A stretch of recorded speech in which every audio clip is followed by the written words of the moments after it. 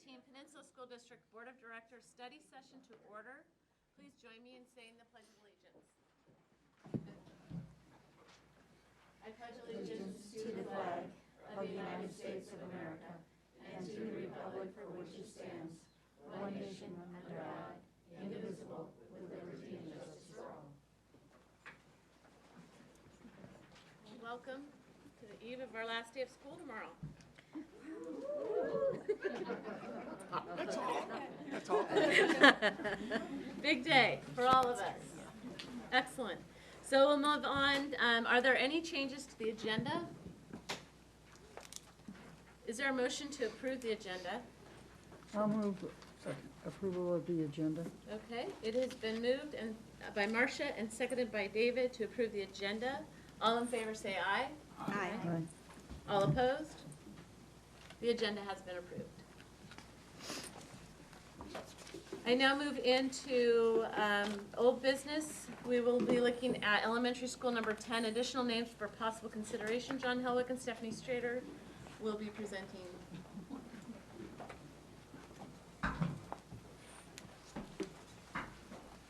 Good evening. Happy to be back. We were here 2 weeks ago and shared 4 names with you from committee and community input, and we were grateful to be able to provide some more names to you from the community. So when we met last time, we proposed these 4 names, and you all had some great comments and suggestions about that. After that board meeting, we did receive some additional names and kind of went through a process to narrow those down based on board policy and procedure. We had a hard time convening the team because the time of year, but we were able to correspond via email and surveys to get some input. And so with that, we have 3 additional names we would like to offer you in consideration for the name of school number 10. In recalling our conversation on the 6th, there was a mention that both Voyager and Discovery were named after NASA missions and also had that tied to the nautical theme. So Mariner and Explorer Elementary are also both names of NASA missions, so kind of in line with that theme, but also Mariner has the nautical theme, and it means one who navigates a ship. Explorer Elementary came up as a recommendation for students are natural-born explorers as they engage in the world around them. And then Pioneer Elementary, because a pioneer and school number 10, as magnet school number 10, has the potential to be a pioneer, as pioneer by definition means a group or person that helps to open up new lines of thought or activity, method, or technical development. So these are some additional names, and we would, John, I turn to you if you'd like to add anything, or we welcome questions or comments. Thank you for going back and reviewing that, looking at that, gathering more information, and pulling in folks to get input on that. From the board, is there any discussion, questions? We're not making a decision tonight. It's just more information gathering for our next meeting on the 27th. Are we going to be honing these down at our next meeting, like the board? Or? We potentially would be choosing one next meeting Okay. on the 27th. So we've got the 4 and then the... I'm very helpful for that. Hopeful. I thought you said helpful. I'm like, yeah, you bring us 7 names. Thanks for the help. Very helpful for a name. Hopeful for a name, yes, as well as a theme, and we will be looking at that next meeting. Are we supposed to discuss that tonight then, instead of waiting next week to discuss it? If you, I think we're not chiming in on what we prefer tonight, but if you have thoughts that you'd like to share with the rest of us so we have a week to think about it, that would be great. Well, my thoughts are tied to my preferences. Well, Therefore, I have nothing to say. would you like to give any information about a particular name that you see up there? I would like to say that I think Mariner is an excellent name because I really liked Maritime. It's not what I'm supposed to be saying. No, you're fine. The feedback that makes it an excellent name is the fact that it still keeps the fishing, I think, the tie to the, navigating a boat, sailing a ship, which is up there, and but it's just flows so much better, I feel like, than Maritime as a name. Was that one of the choices? Maritime was one of the original Maritime. choices. And so that's, my feedback is just that I think Mariner is a smoother sounding name that still keeps the theme of the community than Maritime. So Okay. what I'm hearing is replacing Maritime with Mariner. I don't know that that's a thing that we're doing, but, you know, Yeah, I it is think- your There's 7 preference. choices, yeah. I think there was some discussion around a couple of the names last time that we'll weed out pretty easily next week. But do give some thoughts of the top 2, or if we're still not happy with the 7 up there, to be ready to bring that feedback next week. And I think in individual discussions and whatnot, we'll be able to make a decision next week. I'm hopeful as well. Me too. Okay. Any other thoughts, David, Marshall? Just, I would say, one's missing that I was hoping would be up I there, know. but that's okay. The names that are there currently, I think that I could make a decision. Okay. I remain fascinated by the Native American name. I just, in the original presentation, wasn't feeling the connection to our community. And so I didn't know if you had any further discussion with the tribes and looking at what's there. I just didn't. You were looking at a different, No, I just said I'm intrigued okay. by the Native American name. I like that concept, but the name that's up there has no connection to what I know about our community and or our schools or the tribes that are out here, so. Okay. So would you like more information about other tribe names, or maybe more information about the Tualaku? I think both, I would say, would be helpful. I think one of the things that was mentioned last time is because the other names were sort of, had a reflection with the fishing or navigation or a geographical area. So finding something that would be, that the tribes would agree to and accept as an alternative, as a choice, that would be interesting for me to look at.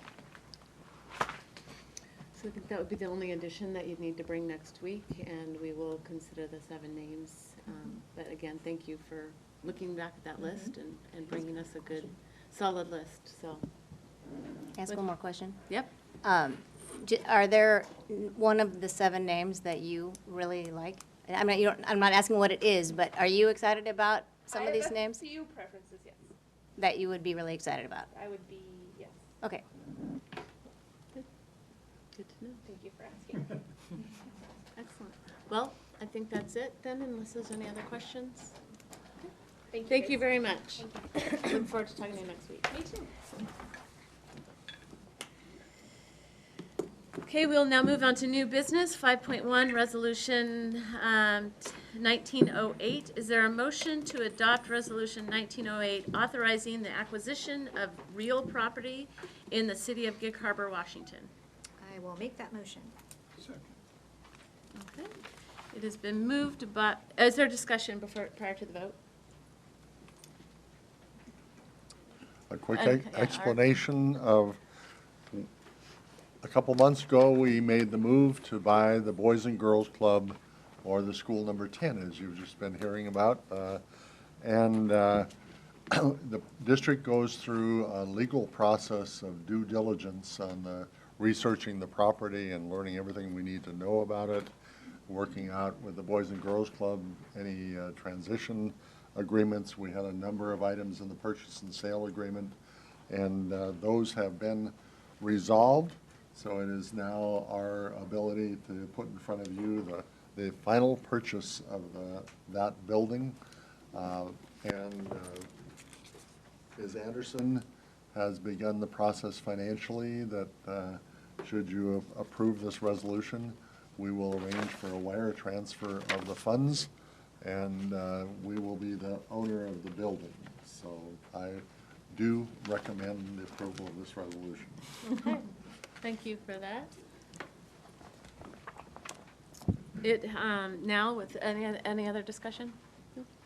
It has been moved, Moved by Leslie and seconded by David to adopt Resolution 1908, authorizing the acquisition of real property in the city of Gig Harbor, Washington. All in favor say aye. Aye. Opposed? The motion has been approved. So we don't need a roll call vote on this as big as I it is? asked that. I know, I've and, asked it before, but Yeah, and it's kind of a big deal. we can do a roll call vote if you'd like to. I think we're fine with because I think it was 5-0, so I think we're fine to move on. Okay.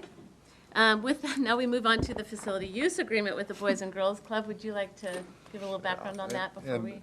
I think first I'll start with an apology. I should have put this one as 5-1 and the other one as 5-2. This was actually one of the conditions on which we developed the purchase and sale agreement. And that condition was to aid the Boys and Girls Club in the remaining as a presence in the Gig Harbor community and the Peninsula community and working out the transition in the building. Part of the interest in that, and I guess representing the Boys and Girls Club side of it, is that they had some significant donors who aided in the construction of that building.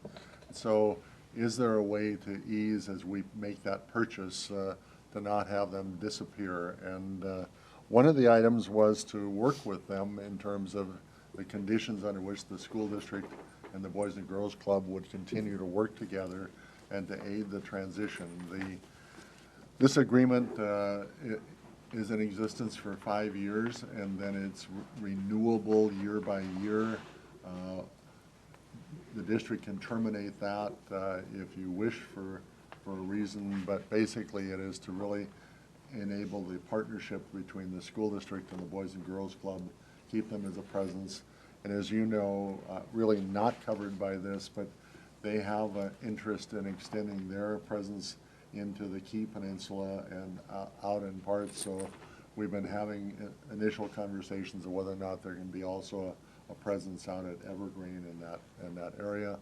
But ultimately, this is a facility use agreement with the Boys and Girls Club. I would ask you to approve that because it is part of our purchase of the purchase and sale. And as I say, I apologize for having these two probably reversed since you just bought the building with the assumption that you already approved this.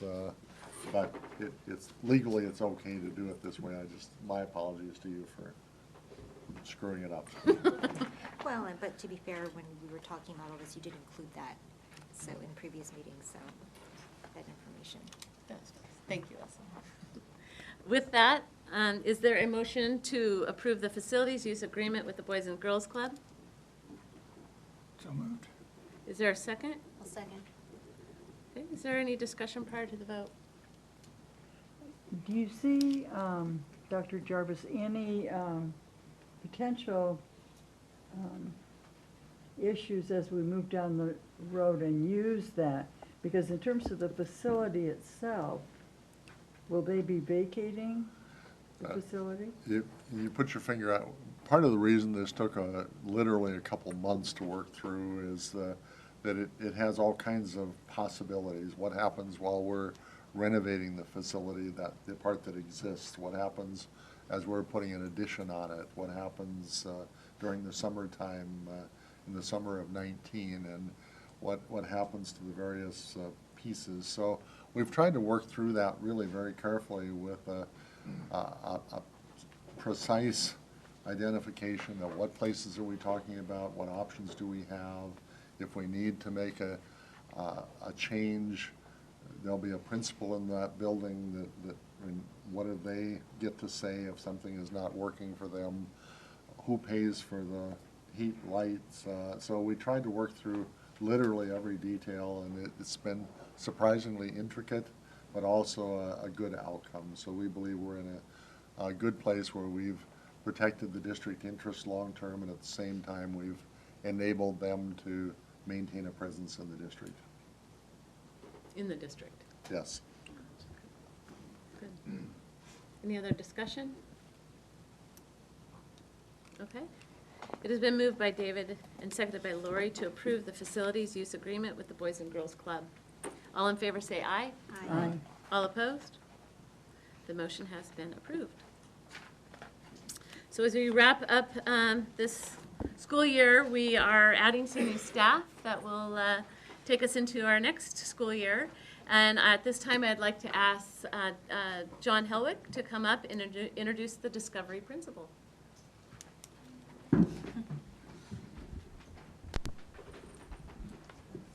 Okay, over the last couple of months, we've had a chance to introduce to you two new principals, Stephanie Strader at number 10, David Brooks at number 9, who are moving from their current buildings and leaving very big shoes to fill.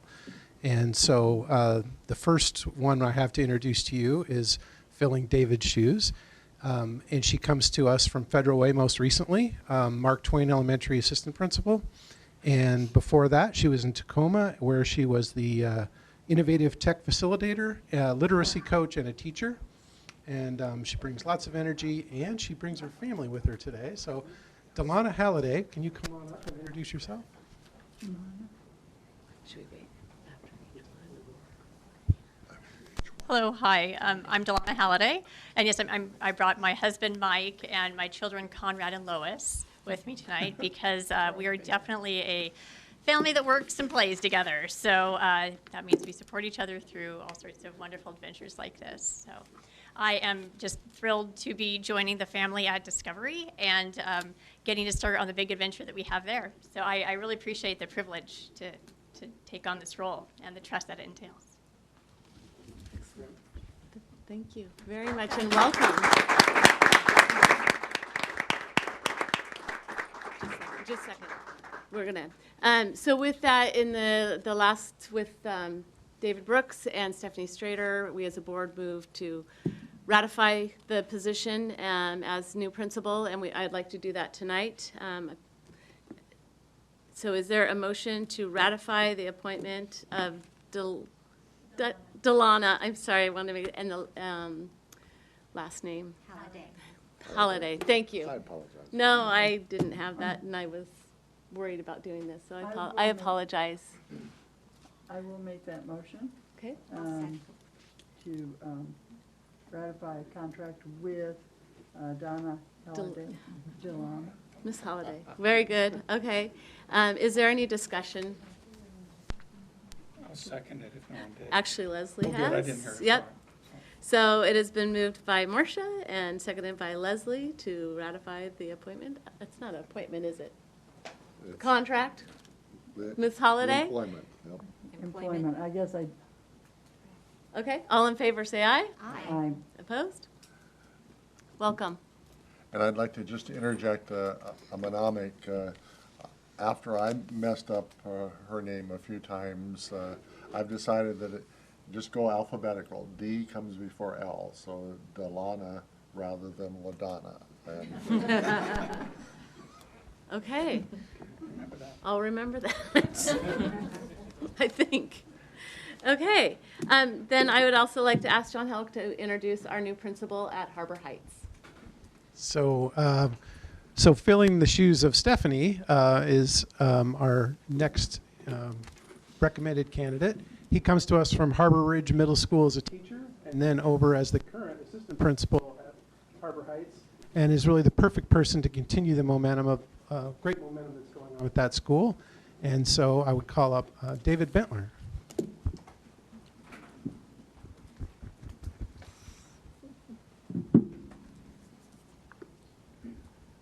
Thank you, John. I just want to echo that. These are big shoes to fill, but I am a benefactor of all that Stephanie and the Harbor Heights community has done to get it to the point that it is. And so with the support of my family, my wife back there, Nora, and our kids in order, Anna, Jason, Ryan, and Luke, with the support of family, students, staff, parents, that's the only way that we're going to be able to continue to do what has been done recently. And so it's a great place to be. I'm so thrilled to remain in the same community, but with my new role. So thank you very much for being here tonight.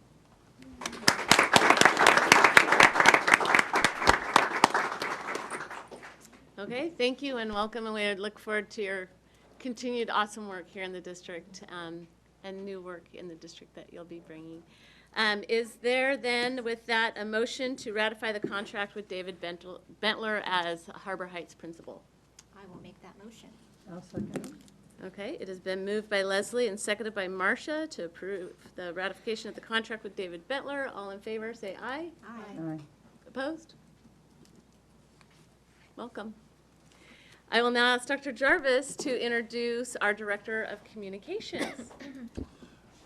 I am thrilled to present to the community and to you, the board, Amy Gordon. And Amy, if you'd step forward.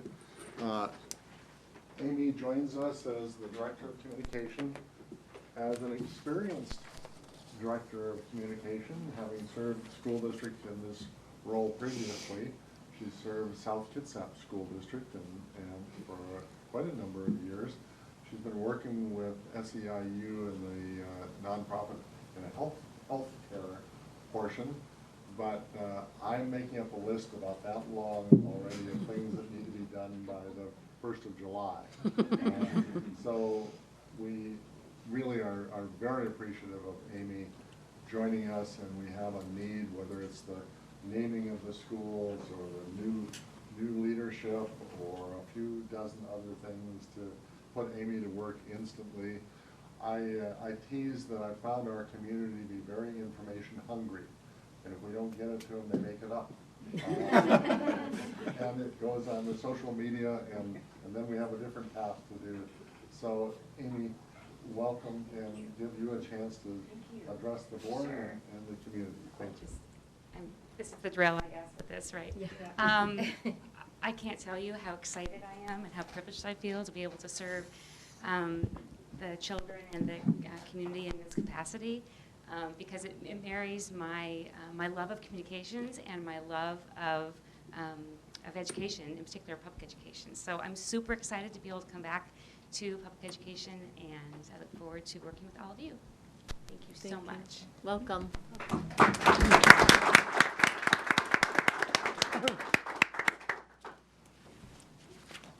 Okay, we'll move on to the consent agenda.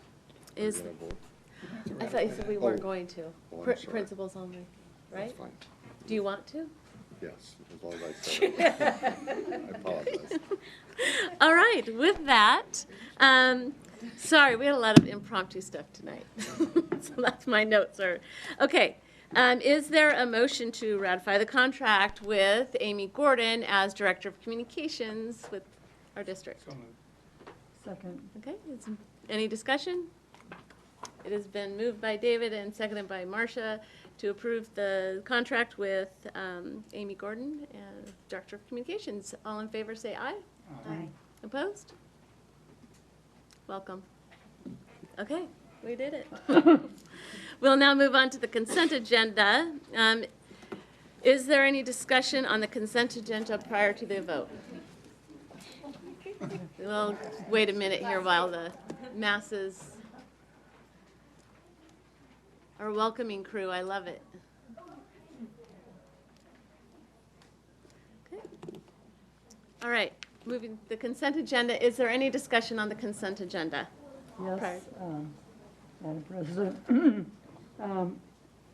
I talked to Dr. Jarvis, and for me, after reading it 2 or 3 times, I'm not understanding 6.7 post-issuance compliance policy, and I've never seen it before. So. I am grateful to have company and where this came from or why it exists. It's a policy that we were asked to put in front of you that's not a board policy, but it's basically, I would describe it to you as a practice. The bottom line is that our bond attorney, Cynthia Weed, requested that we have this policy approved by the board, and it exists so that we can prove that we in fact have the policy that occurs post-issuance to the bonds, and that it meets a requirement that I don't believe any of us knew ever existed, and I've never seen it before, but I'm not going to question Cynthia Weed. Cynthia recommended it, and we brought it to you, and Karen may have studied it longer to be able to give you a longer explanation, but basically it's not one where we're presenting it to you as a new board policy. It's simply acknowledging that the district will in fact follow this, what they call this post-issuance policy in practice in the bond. So it becomes of record that we have had this approval. And I apologize, that's a kind of a weird explanation of a policy that's not a policy and not one that we've done before and not one that I've done before. So And we have to call it a policy. but it's called it is called the post-issuance compliance policy. And therefore, we left it intact, and Karen and I sort of discussed, how do we do this? And we just decided to do it the way you see it, put it in front of you, ask you to approve it, and that puts us on record of having approved the post-issuance compliance policy. Karen, do you have additional information on that too? How's that for not having Enlighten really us, added yes. any? Yeah, yes, if you would please just speak into the mic.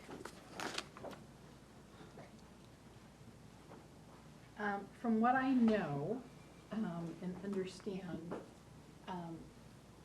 based on the regulations for disclosure and the regulatory market, they made some changes, and I'm trying to think of the body that makes the rules, but anyways, the rule makers for municipal bonds, they made some changes in 2013, I believe. And at that time, they laid out this policy, and the policy basically is more of a business practice. It basically defines those things that you are responsible once you've issued bonds or debt in a municipality, and what we're required to do. And this is basically acknowledging that we understand all the steps and all the roles that we have to play, who does what, and how we're supposed to report going forward. And Cynthia shared with me that because there have been so many changes, that they wanted to make sure that we brought it before the board and that we had acknowledgement.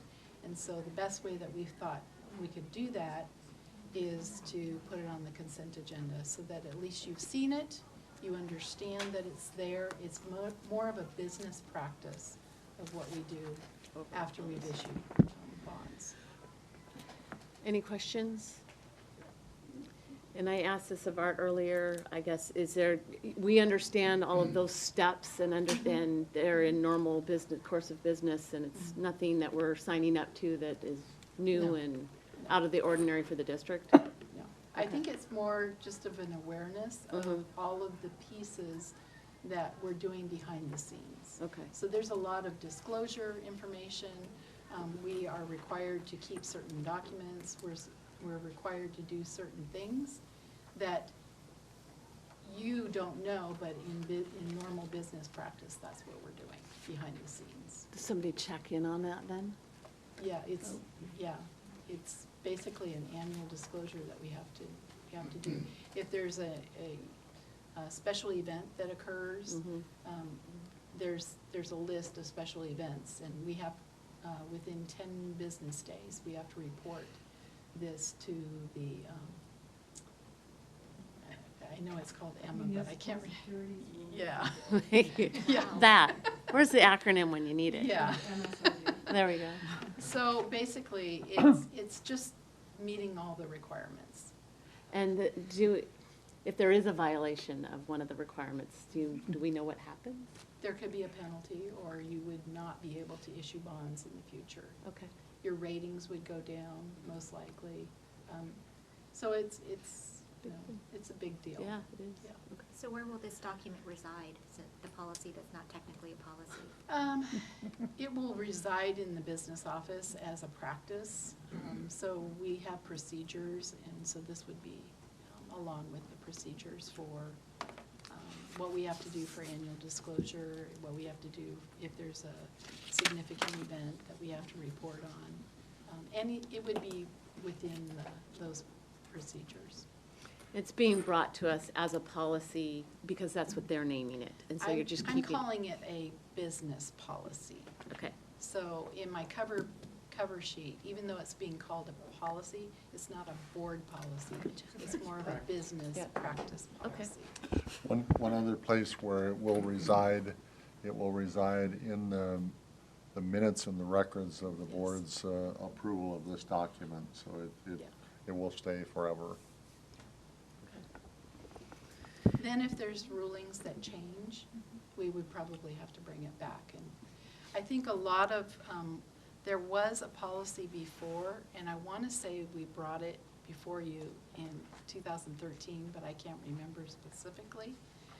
And at that time, it was a lot shorter, and I would say that the pieces that have been added are additional filings on the, it's the last 3 pages of the policy. So, Marcia, since you brought this up, is there any other questions that you have on that? So I guess maybe, hopefully this is a simple question. I recognize some of the things in here that the district does anyway, whether the board Yes. knows it or not. yes. Does this create additional duties for you and/or business services in terms of implementation? No, it's really defining what we are responsible for doing and who's responsible for what. And since we haven't sold bonds in a long time, That'd be good. we're back in the market again, and so we will continue to do annual disclosures, and anytime we sell bonds, we go through a process, and there's a lot of things in this that you'll see. We've done those things as we were leading up to the bond sale, and now we'll do an annual disclosure for each year that we have debt. Okay. Thank you for that additional information, Karen. Is there any other discussion on the consent agenda prior to the vote? Is there a motion to approve the consent agenda? I'll move to approve. Is there a second? I'll second that. It's been moved by Lori and seconded by Marcia to approve the consent agenda. All in favor say aye. Aye. All opposed? The consent agenda has been approved. We will now move into our study session of the meeting. We will start with Karen Anderson and the budget development. And I will introduce the levy spending as well in case it overlaps.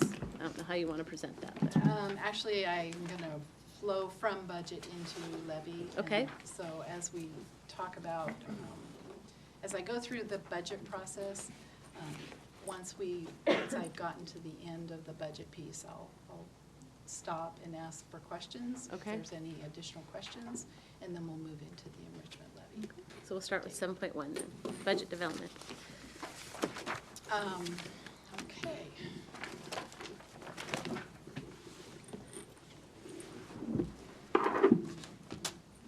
Tonight, we're going to talk to you, I'm going to talk to you about where we're at with the 2019-2020 budget.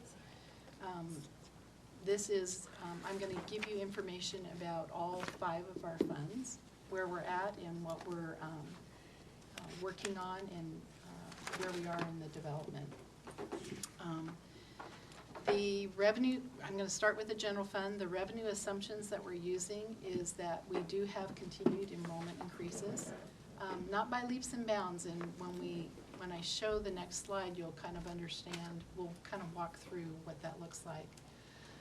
We do have additional regionalization for our certificated instructional staff, and just I put the acronyms down, the definition for the acronyms down in a box below, so that, For Lori. and I will try to do that on a regular basis. I'm going to use it too, so. Thank you. But we do get an additional 4% in regionalization for our certificated staff, and that's due to the high staff mix that we had in 2017-18. So that helps offset some of our costs of our higher staff mix. So for that factor only, we will get 16% regionalization for the next 4 years. The inflationary adjustment is IPD, which is the implicit price deflator, and that is 2%, and that is applied to our funding factors for certificated staff, certificated administrative staff, and classified staff. Our free and reduced rate has reduced, and it went from 25.63% in last year to 20.82%. There's a few things that are happening. One of the things that we're noticing is that, keep in mind that minimum wage is going up in the state of Washington, but it's not going up across the country. So there's still a low minimum wage nationwide. And so when our minimum wage goes up, it's counterproductive in the sense that it almost penalizes those that are making more money, but they don't qualify for free and reduced anymore. So they are able to make, but the threshold for free and reduced, they are above that threshold. Wouldn't the Which whole is- point of increasing wages to get people off Yes. government subsidies? It is, it is. The unfortunate piece is that we have several families that are right at that level. They're just above, they don't qualify for free and reduced, but they still have to make tough choices. And so we're seeing that even some of these families don't even qualify for reduced. Or if they do, if they were free, now they're reduced, and those that were reduced don't even qualify anymore. So that's why we're seeing a drop. I would say that Katie Walters and her team are trying to get out there early and try to work with families. And anytime we hear that, someone's having difficulties, we try to put additional paper in front of them so that there's always ways that we can try and get them help. So I understand the definition or why this increase is happening or decrease is happening. Is there also contemplation of just more families moving in, especially into the Gig Harbor North area? Because then, it could be. so it's It could not, be that too. Yes. I look at it, I'm like, oh, okay, people are moving off Yes. that, great. But is that truly the Our answer? biggest, yeah, and our biggest areas, but well, let me finish one thought. Our biggest areas of growth are in the elementary, and that's the biggest area where we have applications that are completed. A lot of the applications, if there are siblings in middle school and high school, they're picked up with that elementary application. We don't have as many applications in the middle school and the high school levels. And so if we do have more families that are coming in that are more affluent and are not needing that could be another reason why. What we have seen is in areas that we used to have higher free and reduced, it is decreasing. Okay. Even at Evergreen, it's Okay. decreasing. And so I would attribute the increase in minimum wage to that. And I guess that this is kind of not necessarily a budget discussion. I mean, if we want to dig into that, we can do that at a different time. We just Yeah. know that this is our The number only- moving forward for the budget. The reason I wanted to bring this to your attention is that it has affected our LAP funding. Okay. Because LAP funding is based on a percentage. Our free and reduced is applied to a number of students that are eligible. And that's the factor that's applied. And so it has reduced our LAP funding this next year. Okay. Which was kind of surprised because everyone else around us was going up. And this was one state program that did go down. And that was the reason why.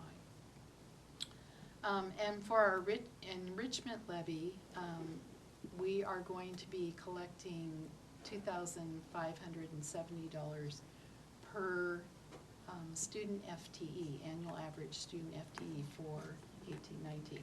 And I'll talk a little bit more about that in the with future slides.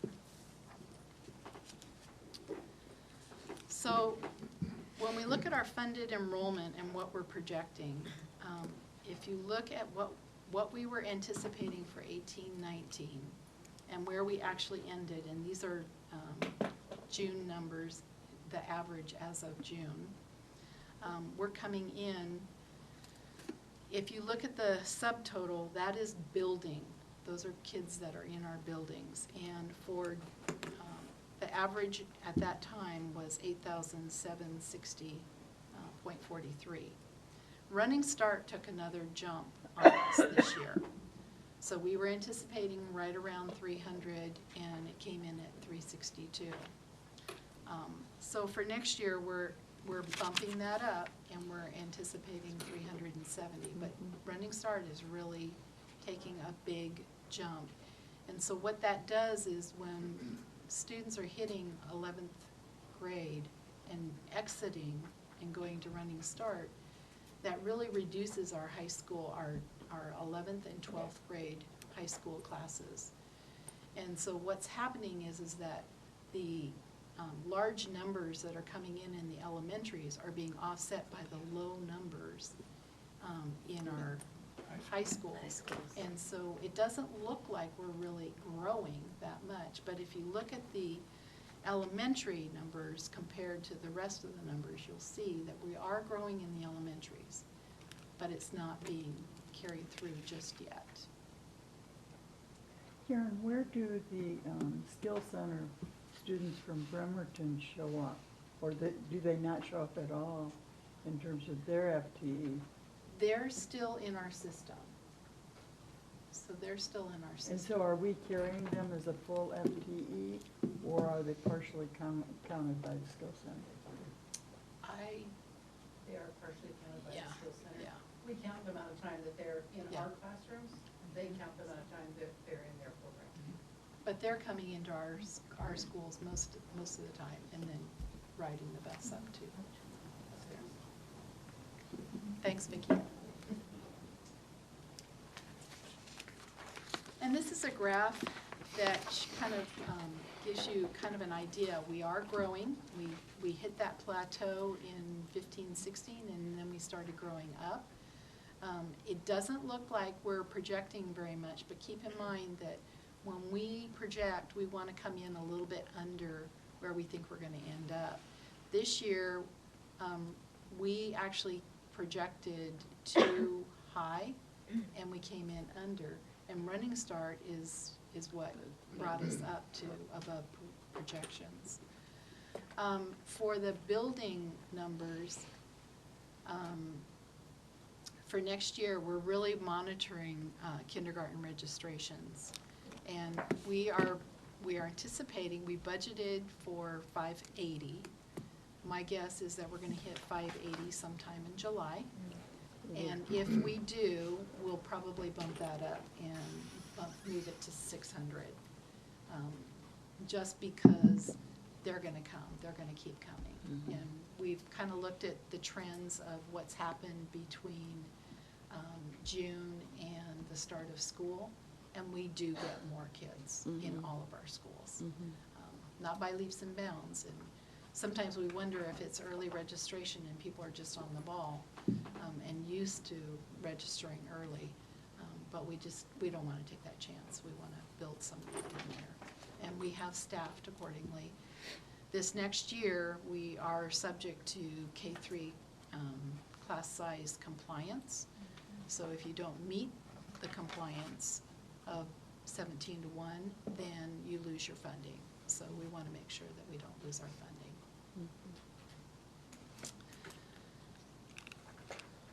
So for the general fund revenues, a little bit more detail. Based on the state prototypical funding model, again, our factors, the factor for certificated instructional staff, we will be getting 16% regionalization. For all of the others, they'll be increased by 2%. We have 2 LID days, learning improvement days, that are professional development days built into our funding. And we also have contracted with the teachers next year for 182 workdays.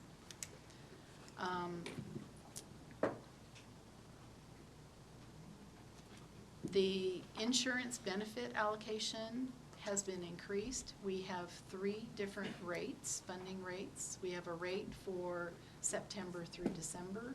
We have a rate for January through June, and we have a rate for July and August. And all of those rates are to accommodate us moving into SEB, which is the School Employee Benefit Board. This will have the largest impact on our expenditures this next year. The MSOC rates, the materials, supplies, and operating costs rates, are also being increased by the implicit price deflator of 2%. For our enrichment levy, in 2019, our levy amount was based on $1.50 per $1,000 of assessed value. In 2020, our levy amount will be based on the lesser of $2.50 per $1,000 of assessed value, or the $2,570 per 2018-19 average attendance or average FTE. Are you gonna go into more in detail on that? I will. Okay. When we start talking about the enrichment levy, I'll share a little bit more about Yeah. that and what's transpired. But this is due to the legislation Yeah. that was passed this Yeah. last biennium budget. And the legislature changed the $1.50 to Yeah. a $2.50. I just think it would be important for the community to Yeah. know that wasn't our decision. That Yes. was somebody else. Yes. So, and we'll talk a little bit more Yeah. about what that really means. Our federal funding, we're seeing slight increases, but nothing, astronomical or anything. And we look at our local our non-tax revenues. We look at those annually just to see what's changed and where we need to make adjustments Can I ask you a going question forward. about MSOC? Sure.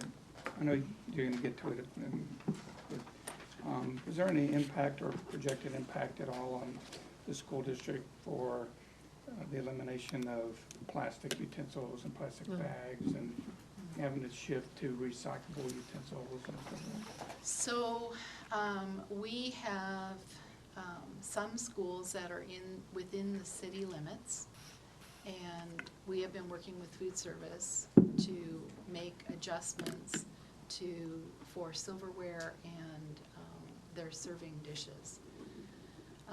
Only in those schools, we're going to start with those schools, and then we'll probably roll it out to the rest of the schools.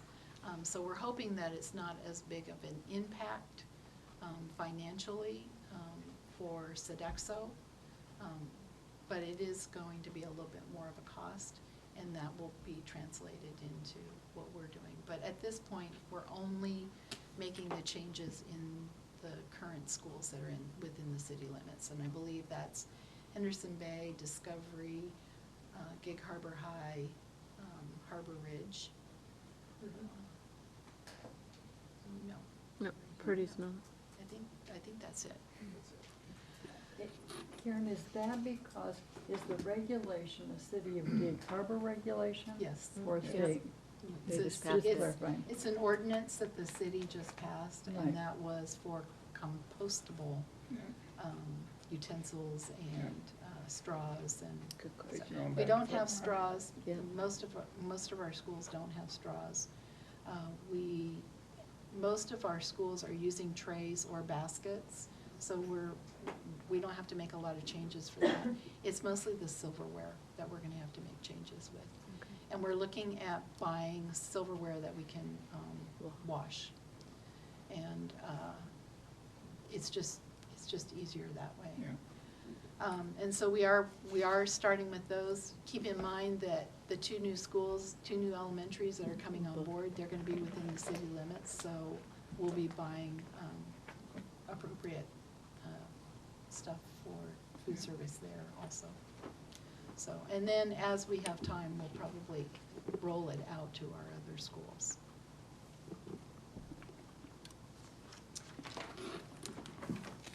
For the general fund expenditures, largest part of our budget is staffing costs, salaries and benefits. We know most of our larger, well, all of our larger units are bargained, and so we know what those increases are. We don't have any, I don't believe we have any outstanding.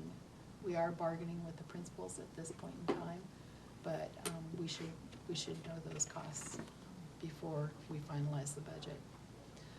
Again, K-3 class size compliance, that affects our staffing allocations because we want to stay within that compliance. So we are really watching what's happening with our K-3 classes, and I think we're in good shape right now, but if we get a lot more kindergartners, we're going to be hiring more kindergarten teachers.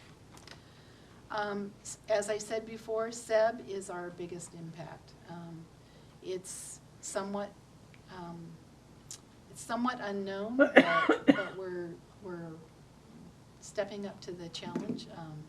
There's still some questions as to how it's going to work. I think right now we pay full benefits on employees that are 1,440 hours a year, and that's being reduced to 630 hours. So there are a lot more people that are going to be getting full paid benefits. It's not many days. No. This is also, so this affects part-time employees, and we have a lot of part-time employees, but it also affects substitute employees, and that's going to be our big challenge. Just knowing how, monitoring the hours, because as soon as they hit 630 hours, then they are eligible for benefits, and we need to get them on. And we pay for them. And we pay for them. For our next trick. And we'll pay for them no matter what. So it's going to be a little bit of a challenge because we have bus drivers that this is a new system, and so we're trying to get as much information out to them on a regular basis. So once they hit 630 hours, they get full benefits, and then what happens if after those, say they do it at the beginning of the school year, like the first half of the school year, and then they sort of taper off, but they hit that mark, so they get full benefits for the whole school year? Well, that will be the challenge because there's still an employee out of pocket, so they have to pay their share. And there will be a fair share for all employees. And the challenge is what do you do for those that don't get paid in a month? There's nothing to take from. And that basically has been put back on the districts, and we have to find a way to collect it. So we will pay for the benefit up front, and then the employee share will have to be. Realize there is an There's some impact to the challenges. district and, challenges. Will it be more cost to the employees as well? I believe right now we have a minimum charge for employees, and it's about 1% of the premium, of the lowest premium for singles. They're going to pay a little bit more, but keep in mind that this is a statewide pool now. So they have set it up so that families, whatever you pick, whatever plan you pick, families will not pay more than 3 times what a single person pays. So they are creating that 3-to-1 ratio within the SEB program. Okay. And they have to be on the benefit program? They will get dental and vision, life, and disability, no matter what. And dependents, they'll get vision and dental also. They can waive the medical, but they have to go into their account. They have to physically say, I don't want this medical. Otherwise, if they don't do that, they will get assigned a medical plan.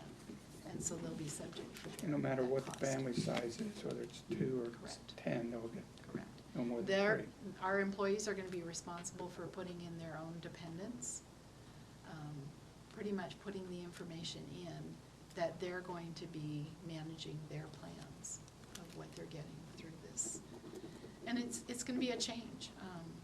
It's going to be a big change for employees. So we will have 2 open enrollments this year, which is going to be a little bit confusing. So the first open enrollment is really for new staff to the school district, and that will be in September.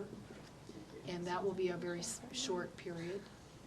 And then we'll have our big open enrollment October 1st for Who in the staff. district manages that program, oversees it? Do we have a Payroll. dedicated person for that? Payroll. Oh, No, okay. it's payroll staff. I didn't know if we had We're a- also going to educate some HR because they need to be Yeah. aware of, you know, who will need to get benefits. It's getting those people Yeah. in connection with SEB as quickly as possible so that they can make decisions. So it's a challenge. And it will be good communicated to our employees. Right. How many- Actually, SEB is over and above. I get at least 1 email per day from SEB.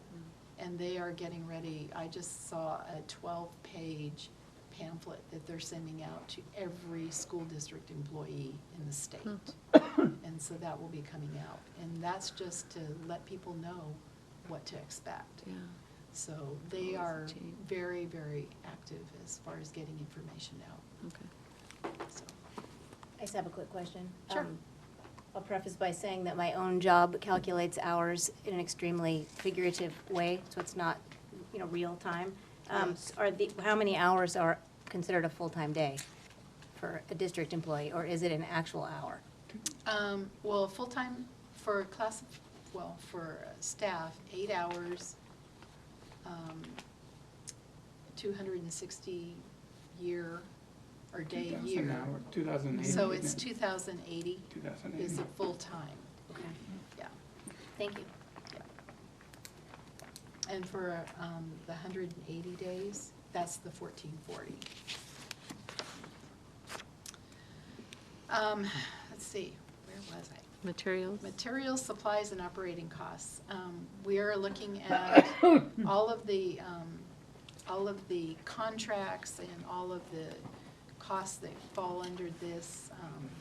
Insurance has gone up. We anticipate election costs. Audit costs will go up slightly, not a lot. Fuel has been going up, tires, supplies, so we're looking at all of those types of allocations. A little discussion on levy expenditures. Our levy expenditures are now to be coded to the new sub-fund. So on every account code that we have, our detail account numbers, way out at the end it's either a 0 or it's a 1. And if it's a 1, then it's a levy or a local revenue expenditure. And so our levy will be identified through this sub-fund. I was gonna tease you and ask if it was gonna be purple, color purple. No. Inside joke. I don't think so. That's it. This year, for the budget, our staffing costs, we always have a salary matrix that is part of the F-195. And that basically says for every program, here's where we have staffing FTE. And it's by program and it's by activity. And this next year, part of the F-195, the salary matrix, we are going to actually have to go in and manually state how many of that total FTE in that category, in each category, is levy funded. So that we're identifying on that matrix. There's no mechanism right now to drive that automatically, so we are going to have to go in and manually do that. That's an activity that we're going to be doing over the month of July, getting the F-195 prepared. We are subject to enrichment activities for our levy spending. Most of our levy spending plan already is enrichment activities. But it's going to change a little bit in the sense that right now we have large numbers that are committed to help support staffing costs. Now we're going to actually have to put little labels on people and say, you're Levy, you're not. And so we're gonna have to look at why is this person or why is this position considered an enrichment? And it most likely will be over and above what is state-funded FTE. And for some of those, it's because we chose to staff in this way rather than this way. So we'll be looking at all those positions. Enrichment activities for professional development, we already have those, and those will continue, with the exception of the 2 lid days. The 2 lid days, we actually have to go in and code those expenditures separately using a different activity code in our account code so that we can identify the funding that we received and the expenditures so that we can compare the funding that we received to the expenditures that we incurred. Extracurricular athletics, that is considered enrichment. We also have curriculum, we have building allocations, we have tech devices, we have our maintenance projects. We also have support services, equipment replacement. Those are all things that we currently have in our levy spending plan, and most likely they will continue. They might have to be changed as far as the dollar amounts that we originally had planned because our levy is reducing, but they're still considered enrichment activities, and so most likely they will stay in the levy. Again, I talked a little bit about the salary matrix and what we will have to do for staff, FTE, identifying who's who. So that's mostly what's happening with our general fund. For our other funds, we have the Associated Student Body Fund. This is where student organizations, they have adopted their budgets and have submitted them to the business office. We take all of those individual budgets and we combine them into the ASB fund, and we will be bringing that to you. At this point, we don't see anything, any major changes. It's pretty consistent year to year, so we don't anticipate anything glaringly different. For Transportation Vehicle Fund, this is the fund that has state depreciation, and this year we're going to have some insurance recoveries. We had 2 buses that were majorly impacted and damaged this last year and put through insurance. They were totaled, and so we will be receiving funds from our insurance company to replace these buses. So we will be buying, in the budget, the expenditure plan, we will be purchasing 4 large buses and 4 small buses. 1 large bus and 1 small bus will be covered, the majority of them will be covered with the insurance recoveries. There's a little bit of a difference, and that will come out of our state depreciation, but for the most part, our state depreciation can support buying these buses. For the debt service fund, this is a local tax that we will levy to support our debt service payments. Our debt service payments are they occur on December 1st and June 1st. The 2011 refunding of the 2003-2004 bond issues, our final payment will be December 2019. And June 1st, we will incur our first payment for our $85 million bond issue that we just sold. The Capital Projects Fund, the revenue, we have bond proceeds, we have impact fees, and we have investment earnings. The expenditures will be the bond projects. And they will be the 4 major bond projects at this point in time. The new school number 10, new school number 9, the Artendale replacement, and the Evergreen replacement. those are the major expenditures that we'll be presenting. So for budget development process and timeline, we just received, it was only about 2 weeks ago that we received our F203 revenue calculation from the state. The F195 is the budget document that we will be bringing to you, or probably bringing you a summary, but you will see the extended version. It includes the student enrollment, the staffing, full-time equivalents. It will have our revenues and expenditures by fund. The next piece that we will be bringing to you is the F195. It's the four-year forecast by fund. It's a high-level picture, but it is becoming more and more significant as the state is looking at that and the auditors are looking at that and making sure that we're staying within our means 3 years out from current budget. What do we expect to see happen? And this is a newer requirement, right, that we're getting? This started last year, yeah. So you saw it last year for the first time. We will be bringing final proposed budgets to you in July, and then we will have the public hearing and the adoption, budget adoption at the August board meeting. And I apologize, I don't know which board meeting because I think they're still kind of in question as to what board meetings we're going to have and when.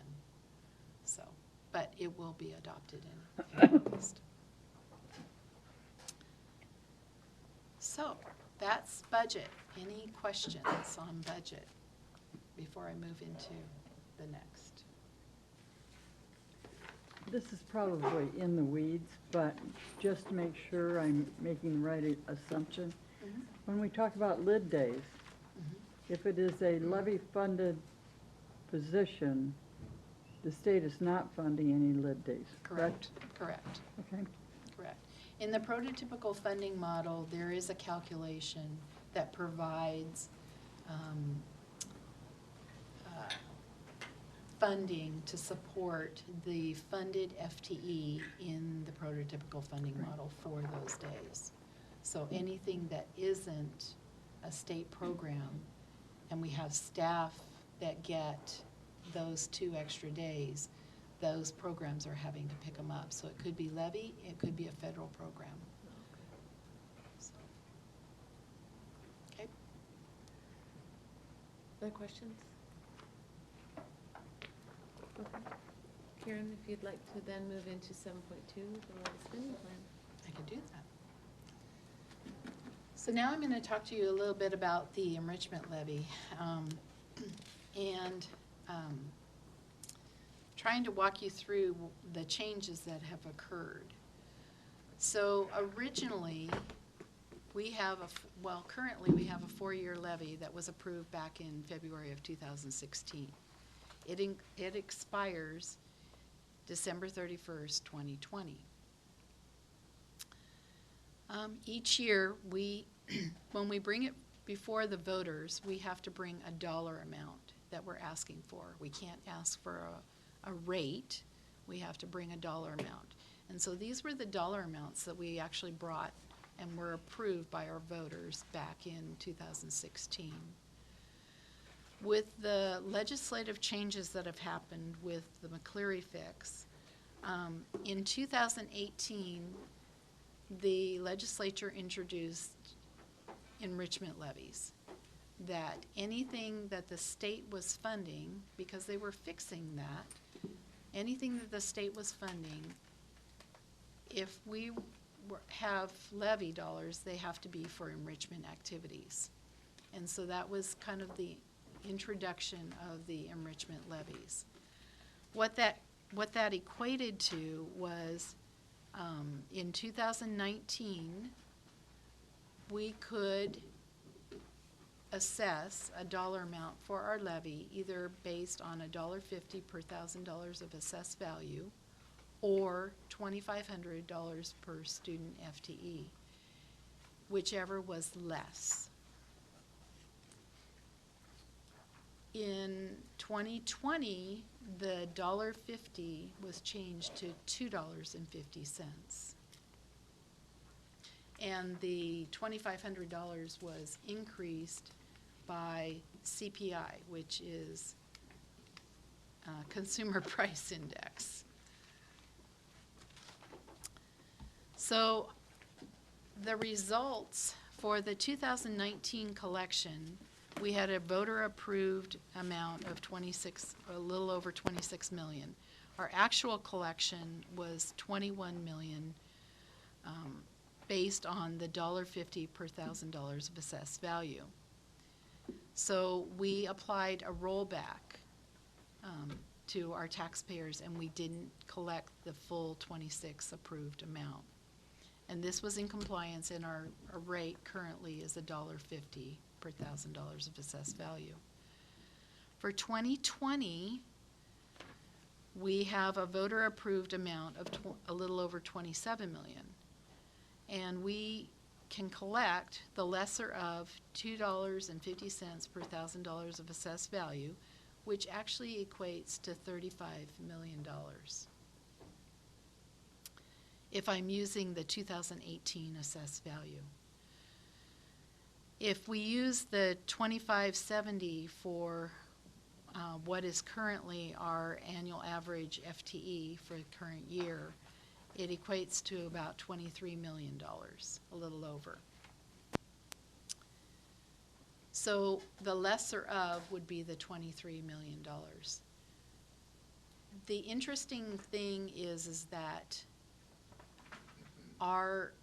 by going to $2.50, that didn't help us at all, because we have a high assessed value. We don't qualify for local effort assistance, LEA, and we have always had a higher assessed value, and so our rate has always been low. When we went out to the voters back in 2016, we were estimating that our rate was going to be $2.16. If you looked at today at the 27 million, it would come in at, right now, if we were using our current assessed value for 2018, it would come in at about $1.89. So we are, by ratcheting down, we can't ask for the 35 million at the $2.50, and so we are forced to go to the per student amount. And this, in all likelihood, is what's going to happen in the future, because that's where we're going to be. So Sorry, I can go back. So the voters approved 27,690, but because of what the state, we can only collect 23,302. Correct. No matter what the voters approve, we have to go to the lower amount. Correct. Okay. Correct. Okay. So, in the levy spending plan, how would typically we say how much it's going to cost per thousand, which is a little easier for a local taxpayer to figure that out. So how are you going to communicate? well, we have to ask for a dollar amount. And when we take it to the voters, we always ask for a dollar amount, and we give an estimated tax rate, what we think that's going to be. And that's because we have to estimate what is going to happen to assessed value over time. Assessed value changes will make changes to the rate, but the dollar amount that we're asking for will not change. So if you have to ask for a 4-year period or some period of time, how do you project out accurately the number of students? You don't. It's again, before when we were asking for dollar amounts and we were building what we were going to ask for, Yeah. we would have to project what was going to happen to state revenues. And we were capped at the 28% for state revenues. So we didn't know what was going to happen to state revenues. So part of it, it's all based on assumption. So what do you think is going to happen to state revenues? What do you think is going to happen to assessed value? What do you think is going to happen? Now it'll be what is going to happen to student growth? What is going to happen to assessed value? so that you can give your estimates. Does that make sense? It does. So we will be going to the voters with an amount You will, every we will year, so we continue to have, go off of to the those voters assumptions. with an amount, yes. Okay. So, and we will still have to create assumptions, Mhm. and we will still have to create a levy spending plan. The Mhm. levy spending plan is really how we're going to use those Right. dollars.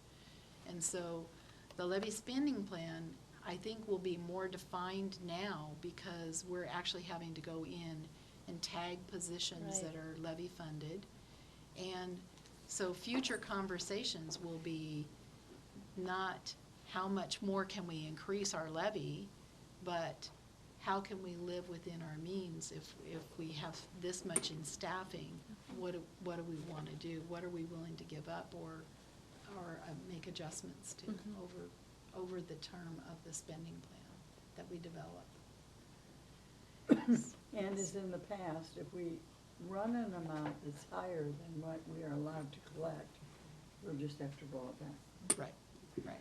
And is OSPI giving you any further details on what qualifies as enrichment? Again, No, I they're know pretty, within one. it's pretty wide. I don't think OSPI really wants to be the naysayers of what is and what isn't. But there are some requirements that they do have to review our plan in the future. And so I'll talk a little bit about that. Just to keep you, I'm trying to create visuals so that you understand. When we collect our levies, we collect them over a calendar year. But there's always two collections that make one fiscal year. And so we have a spring collection and a fall collection per calendar year. And so it crosses calendar years for every fiscal year. So this is kind of a visual of what that looks like. So off to the far right, you'll see the collections will tie back to what we asked for. And then down below, you'll see the fiscal year, how that impacts and how we generate what our levy spending plan for that fiscal year will look like.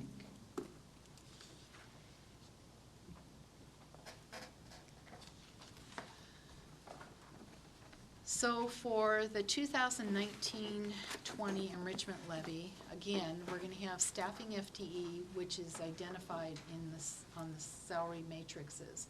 So we're going to start to identify positions that we consider enrichment. They're over and above the state-funded allocation, and they meet the criteria, and some of them will be because we consider them enrichment. All levy expenditures will be budgeted in the sub-fund, so we will start to track those expenditures, and we will have a beginning and an ending balance within our sub-fund. So we will always know what carryover is of those expenditures and build our carryover into that sub-fund process. Our levy spending plan it will be further defined, and we will have to define it by program and by object. So right now, we have our levy spending plan that's defined by goal, and we kind of have an idea where the dollars are to support those programs and where we're putting the dollars, but now we're actually going to have to code expenditures and build budgets with that sub-fund. It's going to be a fun July. And then what I want to talk about right now is the 2020 current levy expires. And so we need to develop a new replacement levy going forward.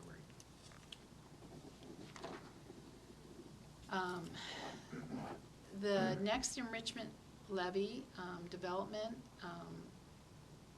I'm proposing that the Audit and Finance Advisory Committee develop a proposal during the months of July and August.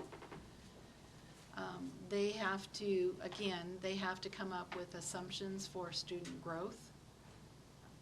They have to come up with what they think is going to happen to assessed value over time.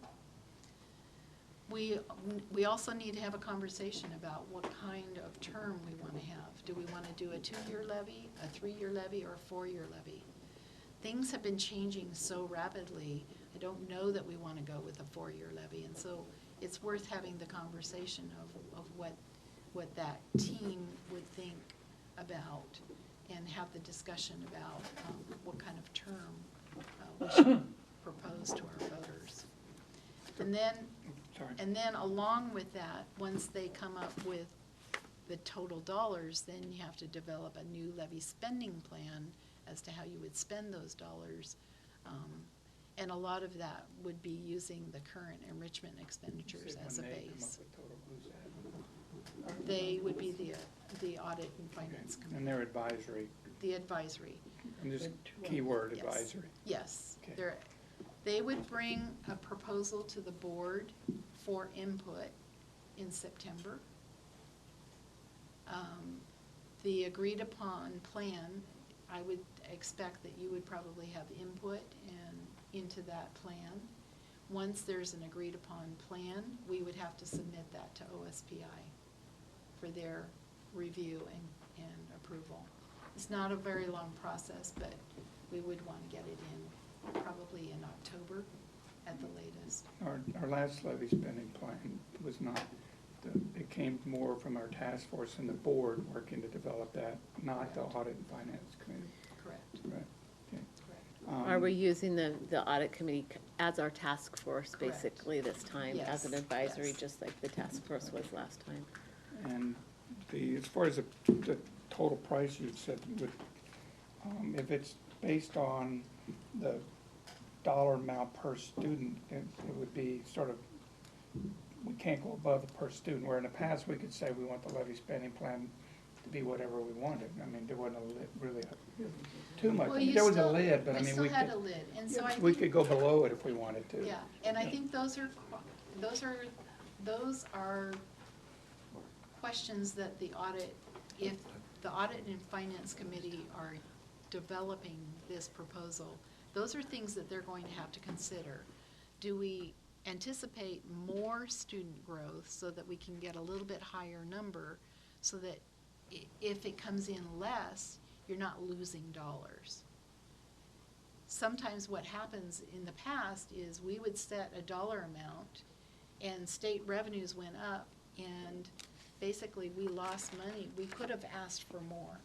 So those are conversations that we'll have to have, because we'll have to look at it two ways. We'll have to look at what happens to assessed value over time versus what happens to the student growth piece. Because assessed value, again, is going to drive the rate too. And so that will give them an idea of what kind of rate they're looking at based on what the ask I is. sort of like the last time, it was like a 6-month task force that they worked a long time on. We don't have I know. the time. Yeah. Instead of Well, a not short- only is there as much of a need because of the limited Yeah. dollars that we've already have a. I think the challenge is that when we had the task force, there were actually times where we could say, what do you want to add and what do you want to take off? Or what do you want to change? Because we could anticipate that we could have, a $4 million increase. Or we might have, we might have to lose. Most of the time, we were building in significant increases. And where do we want to prioritize where those dollars go? I don't think that our levies are going to increase like that in the future. I think they're pretty much going to be in a very short area of growth. And I don't anticipate that there will be a lot of choices as we move forward. I think it's going to be a lot more limited. Will there be additional audit committee meetings leading up to this, or would it just be the regular meeting?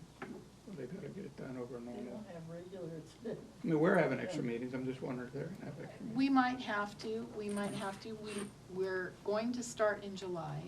We can start in July, and we can certainly have a couple of meetings in August if we need to. I know you're on that But the, committee. but the goal would be to bring you a proposal, and maybe it's at a study session where there can be conversation with you, or that you can have the conversation in September. It might be a good idea, though, too, rather than having just meetings, to do some survey work with the committee prior Okay. to coming to the meeting, so they know what needs to be thought about, and they Okay. can reflect on it, as opposed to just hearing it when they show up. Um, We can set up like a little checklist of things that, to consider. Right, and sort of the parameters. The other thing I wanted to ask, you indicated maybe we don't want to run a four-year levy. As I recall, we were off cycle with the other school districts in Pierce County, for most of them. And that really impacts the cost of running a levy, Yeah. because the more school districts out there, the less it costs everyone. So that's another thing to think about. And I don't know if most of them are coming up in 3 years. That would be worth, That's something that we Taking a can look. look into.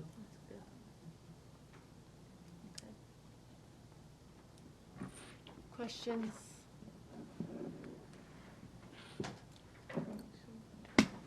Dr. Jarvis, do you have anything that you want to add to that? Maybe lots of questions. Have a fun July. There will be lots of questions. All the rest of us go somewhere else. Right? So, Well, it'll be busy, but yeah. Is there anything else that you'd like to add at this time? not at this time. Okay. Or All just right. want to say thanks. Yeah. There were a lot of changes. I think after the process, always appreciate your availability after meetings to allow us to ask and circle back. So, yeah, fun July. It's a complex issue, and so I try to make it as watered down or simplified as possible, but there's a lot of acronyms, there's a lot of, just. I appreciate the glossary of acronyms more than you I'm know. gonna create a large glossary. I don't know why we didn't do that years ago, it actually makes a lot of sense to have that. I referred And while, to it many while times. it is a lot of additional work and requirements by the state, I think some of our community will appreciate that identification of where the dollars are going and Yeah. earmarking all It'll of be that. very So, specific. yep, Yeah. yep, so it'll be good for us as well, so. Okay, thank you, Karen. Thank you. All right. So with that, I adjourn the meeting at 7:27. Thank you all.